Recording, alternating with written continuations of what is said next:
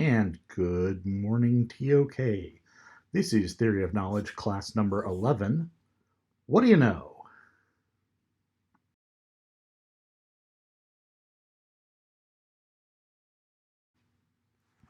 This morning we're going to double dip. We're going to look at the concept of visualization, which is where sense perception and reason come together. And we're going to apply this to a TOK look at wealth in the United States. How do we use visualization to better understand income and income inequality, wealth and wealth distribution in the United States in the 20th century?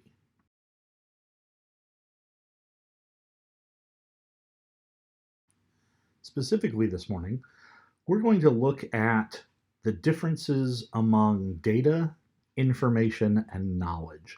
Specifically, how data is different from information and how information can be used to support knowledge.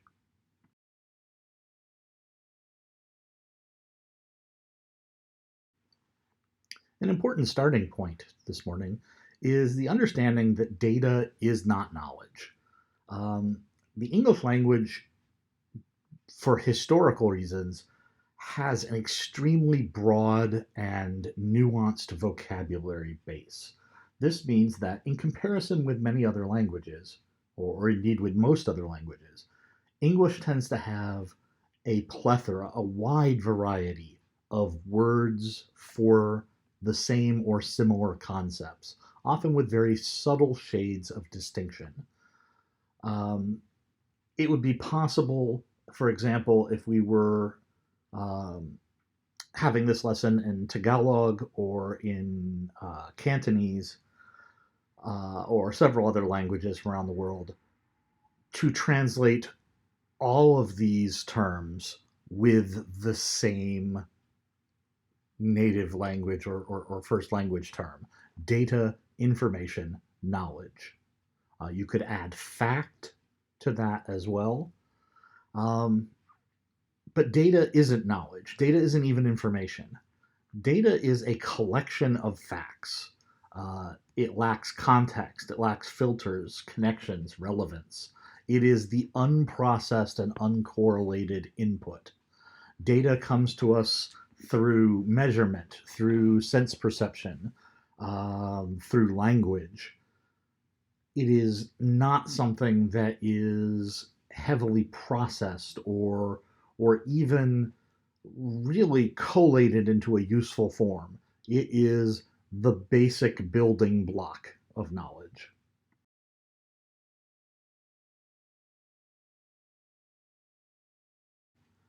What this means for us is that in order for data to have utility, in order for it to be useful to us, for data to have meaning, it has to be put into an orderly form. There is a process.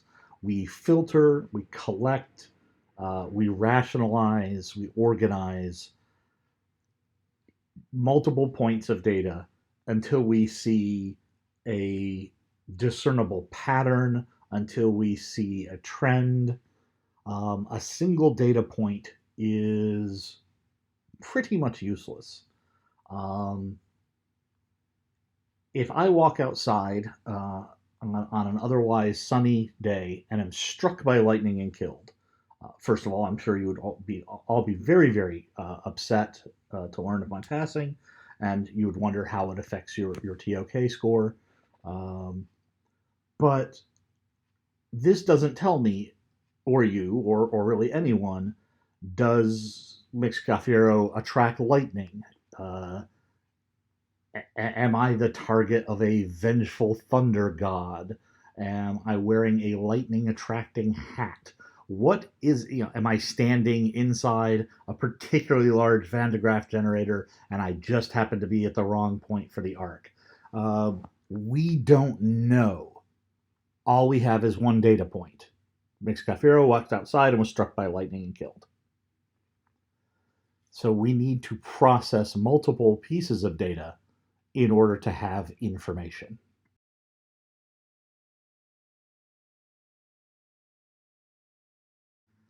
when data and information becomes information, and when that information is understood, it's put in context, it can be used to support the justification of beliefs.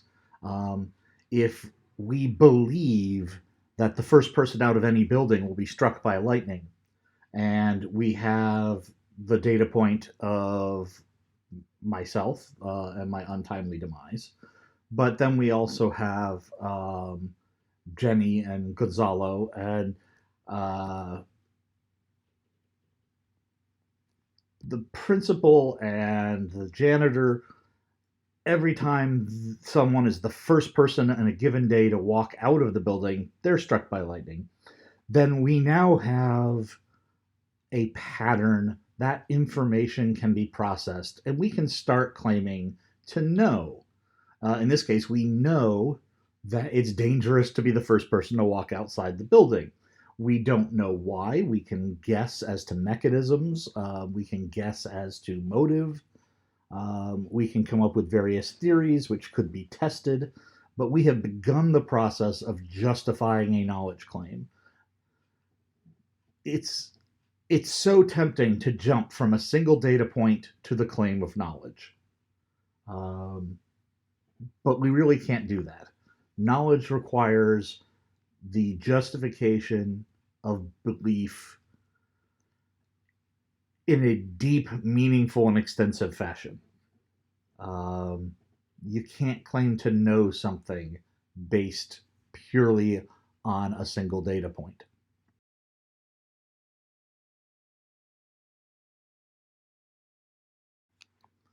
All right. So we can now understand that our knowledge comes from belief justified by multiple kinds of information that comes through us through the ways of knowing, that some of that information represents a collection of correlated, related, and interpreted data. So let's apply this to a real world situation. Specifically, let's look at some information about how wealth is distributed across the US population. Now, you could use this same information for the world population or for other countries. I'm using the US simply because I have that data easily to hand, and you can then form opinions which may be applicable to be extrapolated to the larger world population.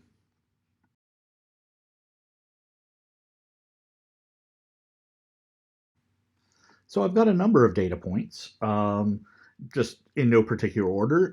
The wealth of the U.S. is over $98 trillion. Preliminary data suggests that in 2019, it passed $100 trillion. That is the net wealth. That is the value of all goods and services and property uh, and intellectual property owned and produced in the United States, minus the debt of the United States and its occupants. There are approximately 325 million Americans. The last numbers I had was I want to say 324.7. So we're really close to that 325 million mark.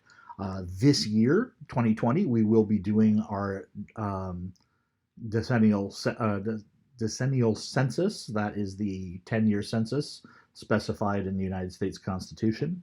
But even the census is not completely accurate, as obviously people are being born, people are dying, moving in, moving out, or becoming lost, falling through cracks in the system at a variable but modelable or understandable rate. So you'll get various estimates as to the total U.S. population. Let's say, for the purposes today, 325 million Americans. And finally, Warren Buffett. Warren Buffett, a investor, the primary officer of Berkshire Hathaway, an investment company, and long considered the most successful company in the world. Buffett considered the best institutional investor in the world over the long haul. He is worth over $80 billion. The numbers fluctuate, it depends on how it's valuated. For 2018, again, the last year that I have specific numbers, his wealth was estimated somewhere around 80.7 billion. But we can feel confident in saying that at a given moment, Mr. Buffett is worth $80 billion. I'd settle for half of that in cash, but that's just me.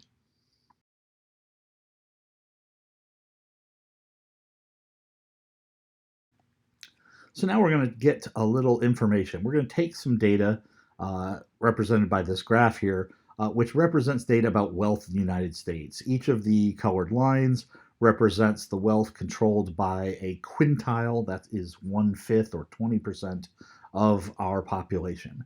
And this graph runs from 1970 on the left to 2018. There's that handy number again, 2018 on the right. And you can see that the green line, the top or richest 20% of the country, controls, well, obviously a lot of wealth, and their number has been trending up over time.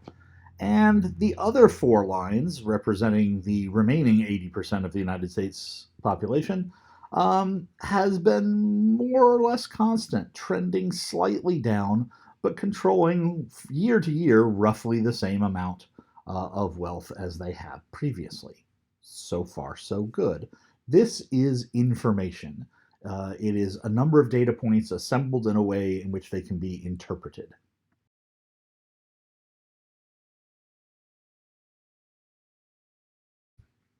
Now, some of you may be starting to see the problem of data, and that is our brains, unfortunately, are not specialized. Our brains are generalized. We became the dominant species on this planet by evolving a complex set of thinking and communicating, tool constructing, and tool using skills, which together with our social structures have allowed us to become masters of our domain, for better or for ill. The problem is our brains are not highly adapted to complex thinking skills.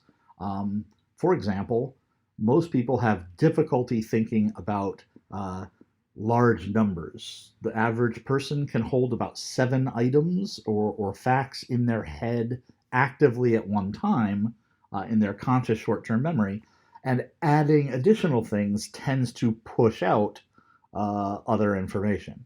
Might be helpful here to think of our rabbits from the Watership Down story we explored earlier. In the novel, Richard Adams in Watership Down describes the fact, as he purports it, that rabbits can only count to 4.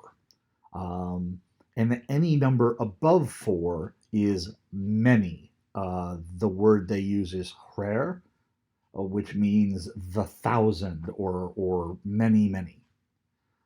So a rabbit counting would look like this: 1, 2, 3, 4, many, or 1, 2, 3, 4, 1,000. And any number above that is many or 1,000. You can indicate that if you look at the picture here. You can explore that by noting that this is a picture of 1,000 rabbits.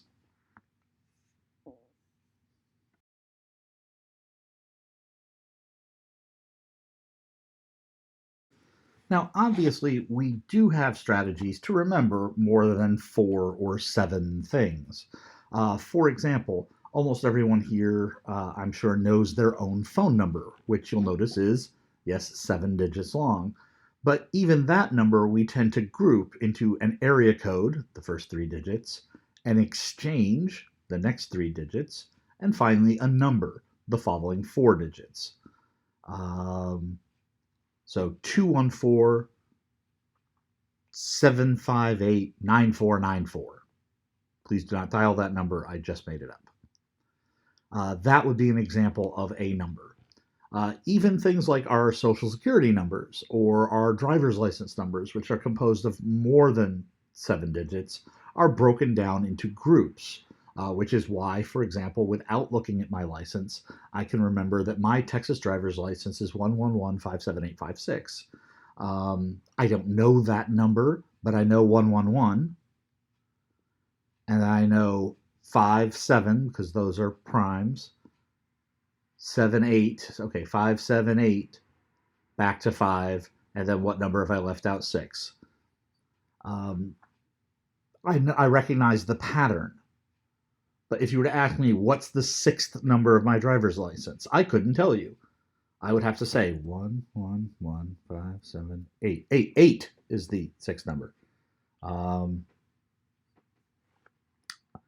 My locker combination at J.J. Pierce High School when I was a senior, I remember to this day. But the reason I remember it to this day is because I fit it into a pattern. I'm not going to share that one with you. Some things are just too private. You can know my driver's license. You can't have my high school locker combination. We also use other tricks like mnemonic devices. Mnemonics is a field of memory aids or skills to develop memory. My father, when I was little, taught me the order of the planets by telling me that Mary's violet eyes make John sit up nights pondering. Now, that's Mercury, Venus, Earth, Mars, Jupiter, Saturn, Uranus, Neptune, and Dad included Pluto because when I was your age, Pluto was a planet, and someday it will be again. Classification of heavenly bodies is a mixture of science, tradition, mysticism, and culture. Right now, science is ascendant, and we have ruled that Pluto is not a planet, is in fact a dwarf planet. If we include Pluto, we'd have to include Ceres, one of the larger asteroids.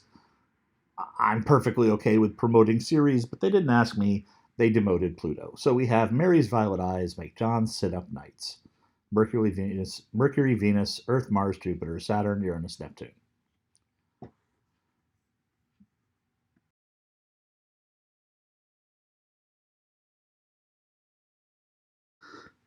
So we had all that information about income, or excuse me, about wealth distribution in the United States. I'm going to teach you a visualization. I'm going to teach you a trick for better understanding what that data means. I want you to imagine 5 plates. Each of these plates represents 1/5 or 20% of the US population. That's roughly 65 million people, 64.7 something. But each plate represents 1/5 of the world's population, or excuse me, the United States population. And then imagine 100 cookies. Each cookie represents 1% of the wealth of the United States. You with me so far? So we've got plates and cookies.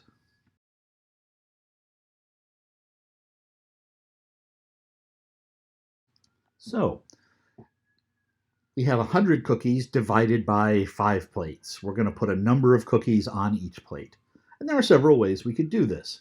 We could do an equal distribution where every plate has the same number of cookies. Therefore, every American has the identical share of the nation's wealth. We could do an equitable distribution.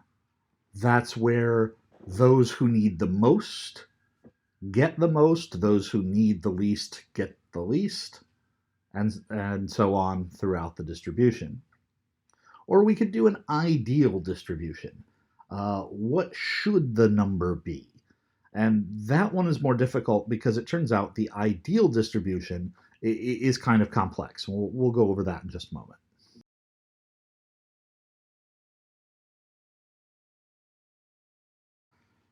Now in this graphic, we can see and thus visualize a equal distribution. Each plate represents 20% of the American people. Each plate contains 20 cookies, representing 20% of the wealth of the United States. So the richest person in the top 20% has exactly as much as the bottom 20%. In fact, top and bottom become useless. They are all simply indistinguishable quintiles. Every person has total equal share. This, by some, is considered an ideal, by others, an abomination. If I work harder than you, why should I not have more cookies than you do? Um, Others consider it unfair for different reasons. Um, if you have a modest life and modest lifestyle, and I have extremely complex medical needs that require great expenditures, why should you have the same number of cookies that I do? But this is an equal distribution.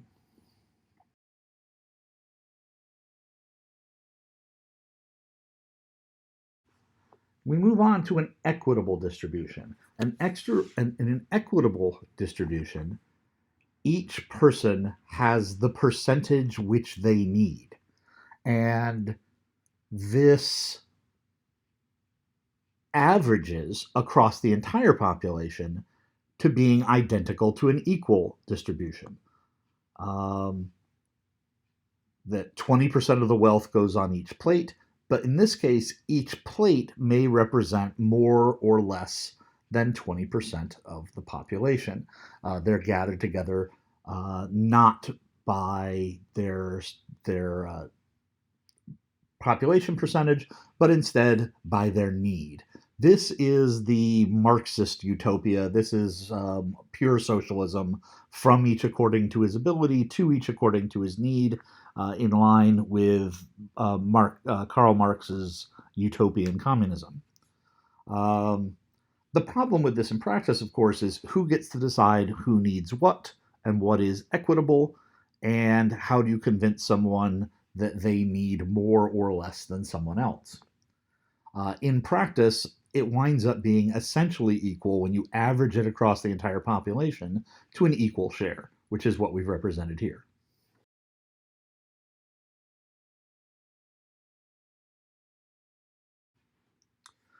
So while we're engaged in some social engineering, let's talk about an ideal distribution. Who should have what? Is equality our goal? Some people maintain that equality is, in fact, not the ideal. What if we want to encourage people to work hard? So we're going to allow overachievers to have a slightly larger percentage. And people who underperform, people who don't make effort, or who are satisfied with less, will take a smaller share. This would lead to a top heavy distribution, where the top 20% has more, the bottom 20% has less, and the the overall graduation is left as an exercise to the student.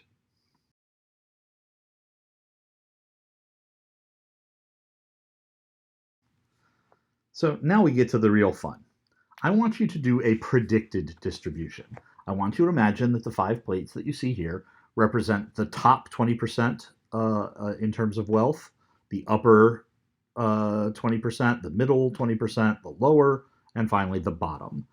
For those of you who are familiar with the term middle class usually represents the upper, middle, and lower quintiles. In other words, not the top 20%, not the bottom 20%, but the 60% in the middle distribution. Um, if there are 100 cookies, how much should the top 20% have? How much should the middle class have? How much should the bottom? I want you to pause the video, and I actually want you to write down. Remember, an equal distribution is 20 cookies per plate. You have 100 cookies to divide among these 5 groups. Please take a moment to do that. And remember, each group, each plate, represents the same number of Americans, in this case, about 65 million. But that's okay, because everybody sharing a plate will split the cookies assigned to that plate equally.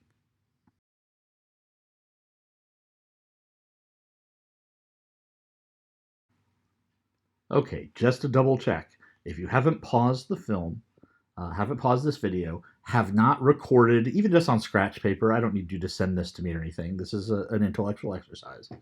This is our classwork. I want you to go ahead and make your percentage assignments. Pause the video at this time if you've not already done so. Once you have completed that, unpause the video, please. Thanks.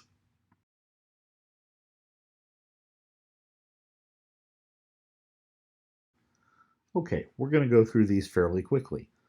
The bottom 20% of Americans collectively control 3 cookies. The lower 20% of Americans have more than twice as much wealth as the bottom 20%. They collectively control 8 cookies, almost 3 times as much. But still, you'll notice well below the 20 cookies that would be an equitable or equal distribution of wealth in the United States. So, how about that middle 20%? Surely the middle 20% of Americans have approximately 20% of the wealth, right? This is the middle of the middle class. This is the average American. No. The middle 20% still controls only 14 cookies, or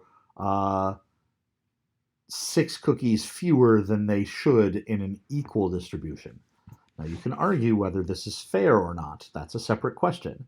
But I hope this helps demonstrate to you, helps you understand the difference between being at the bottom of the American wealth gap and being at the top. So, the upper 20%, here's where the fun begins. The upper 20% of Americans control 23 cookies, or 23% of the wealth of the United States. So, each person in the upper 20% has slightly more than their equal share of the wealth.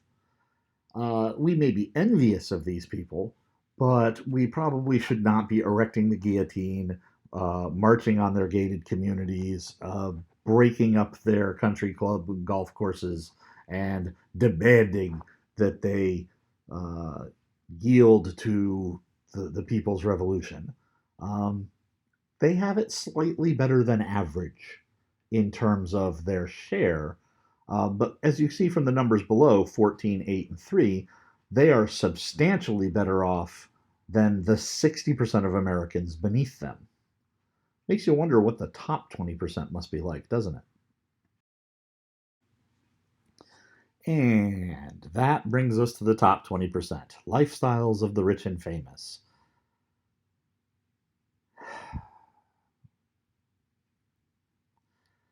Yeah, there's just no easy way to go over this. If you are able to count to 100, you can do the math.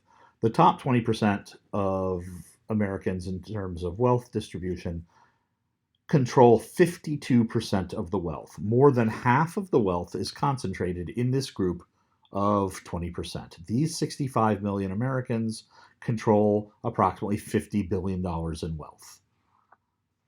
Um, well done, I guess. Good job. There are certainly individuals within this group who are accomplished, who are hardworking, who are thrifty, and who have made substantial contributions to our society. I would point out, however, that it is virtually impossible to have earned multiple billion dollars within a single person's lifetime. Um, you just don't create that much wealth. Typically, you create a large amount of wealth and then use that to take additional wealth from someone else.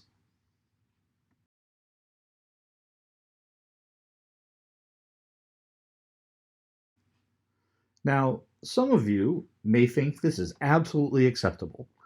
Some of you think, well, the rich deserve it. The top 20% are the top 20% because they've worked harder, they've been smarter, they have earned those cookies. For those of you who think this is not a fair distribution, who think that 52 cookies for 20% of the population is exorbitant, it's that they have 2.5 cookies each compared to those bottom Americans who are splitting a sixth of a cookie with their friends.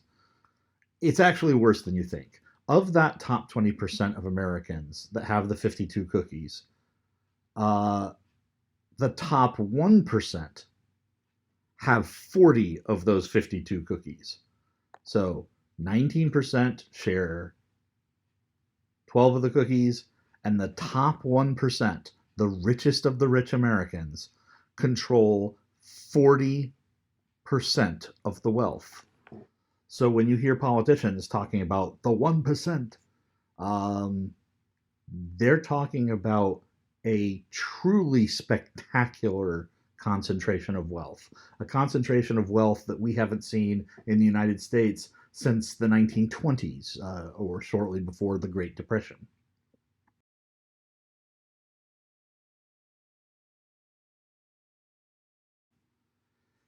Okay, if you thought the 1% was bad, remember that 1% is approximately 3.5 million Americans. Well, let's see, 3.2 something million Americans.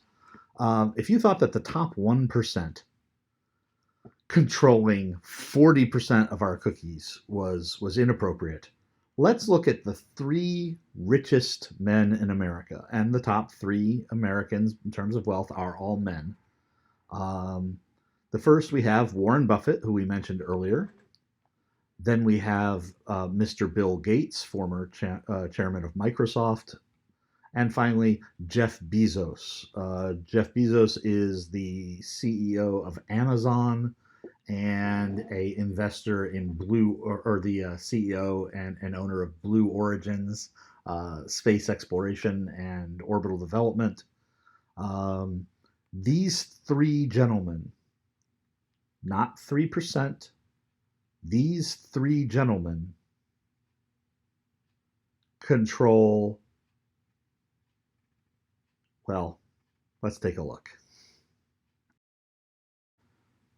Again, those of you facile with math will remember that Warren Buffett controls over $80 billion in wealth out of a total wealth of approximately 100 trillion. This means that Warren Buffett by himself has 8 cookies. Bill Gates, who up until fairly recently was the richest man in the world. Bezos made a lot of money, and Gates and Buffett have actually been starting to give their money away, mostly to foundations and charities which they control. So although they don't personally own the wealth, they do still control the wealth. Bill Gates has 10% of the United States wealth, or 10 cookies. And that brings us to Jeff Bezos. Now, Bezos's case is interesting because alone, just Jeff Bezos, not his family, just him as an individual, Jeff Bezos has 11% of the United States' total accumulated wealth. Or in this case, he has 11 cookies. What makes this interesting is that Bezos recently had a very highly publicized and somewhat scandalous divorce, during which he was forced to give his ex-wife, Mackenzie,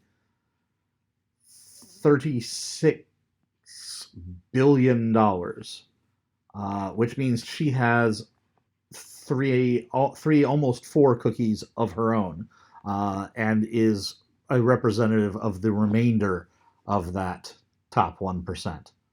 So prior to their divorce, as a couple, they controlled 14% of the wealth of the United States. To put that in context, the 14% of the wealth of the United States would be the same as the middle 20% of Americans, or more than the lower 40% of Americans combined. So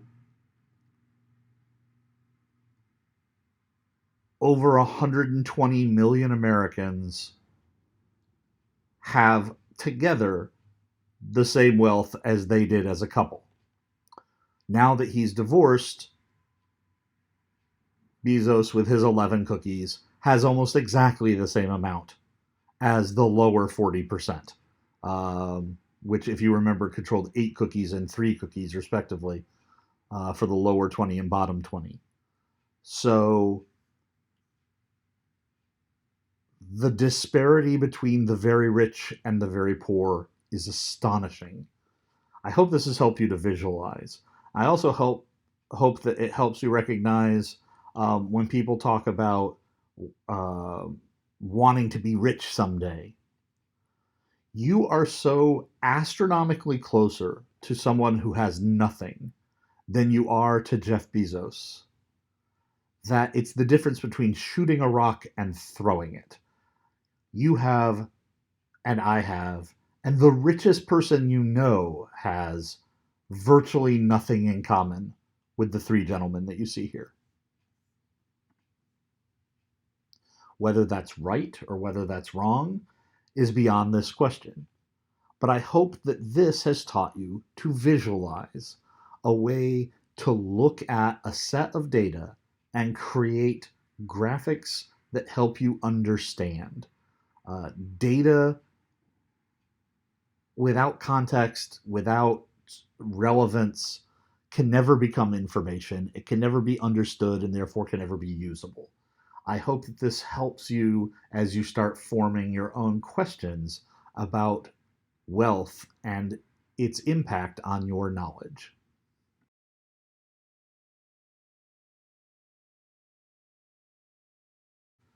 Before we wrap up today, a quick note on peer teaching. Our first peer teach team should have their presentation ready for covering chapter 2 by Tuesday, 11 February. Later this week, I'll give you the details on how we're going to post that. I also remind you that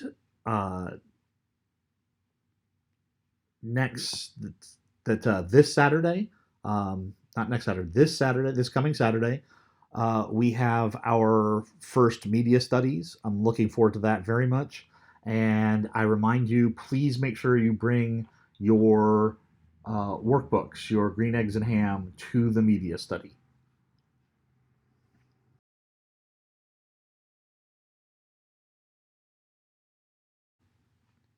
I hope you all have an absolutely fantastic day. Um, you have your remaining time today, if you are doing this in the group, to discuss this lesson, to work on your assigned readings. If you're interested in income and wealth distribution, please note that those are 2 separate things. Sometimes I rush and I may use those interchangeably. Wealth is what you possess, income is what you bring in a year. There's also a difference between gross wealth and net wealth. Gross is the total amount that you control. Net is the total amount you control minus your debts and liabilities. For example, on a given day, I might have $400, $500 in my checking account, which may seem like a lot of money, but compared to my $108,000 in student loans, my goal is to someday be worth nothing. My goal is to someday to get back to zero. Or as I told my son once, as I pointed around my apartment and my meager possessions, someday, Joe, none of this will be yours. Ladies, gentlemen, babies and gentle thems, beautiful children of all ages, genders, persuasions, I thank you and hope you have a fantastic day.